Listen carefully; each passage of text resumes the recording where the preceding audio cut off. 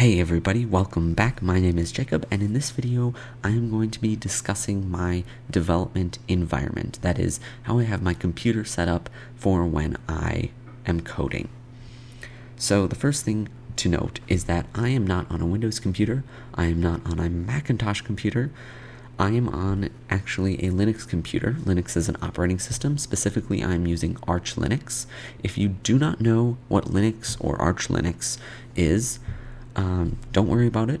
All you need to know is that it's not Windows, it's not Macintosh, you shouldn't be scared of it, and you should check it out because it's really cool. Arch Linux specifically is a little bit difficult for someone unfamiliar with Linux to install, but if you really put your mind to it, it's not that hard.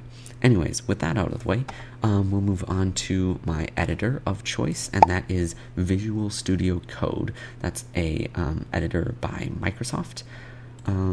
It's actually open source. I'm not typically a fan of Microsoft products, because I'm kind of an open source free software junkie.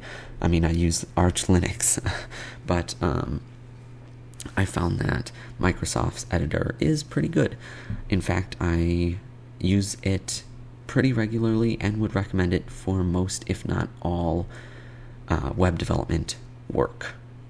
I use it for just about all my web development work. My other editor that I use is Vim or NeoVim, but I'm typically in Visual Studio Code. Alright, moving on to the extensions I have installed. I've gotten a couple questions about this, or about the extensions I have installed. So that's partly why I'm making this video, just to clear up any confusion about my setup. So there's nothing particularly interesting here. I do sometimes use the Dracula theme, but most of the time I'm using the default Visual Studio Dark theme, or whatever it's called. So here I use the ESLint extension when I'm developing in JavaScript, and the TSLint extension for when I'm developing in TypeScript. This is a TypeScript project, so I have the ESLint extension disabled, and I'm using TSLint. I also use the material icon theme. So that looks like this here. It adds these nifty icons here, so they're kind of pretty. I like that. Whatever, it's up to you.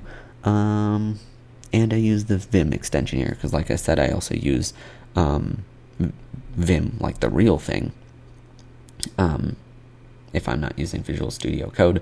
So I like those key bindings, so I keep them around in Visual Studio Code.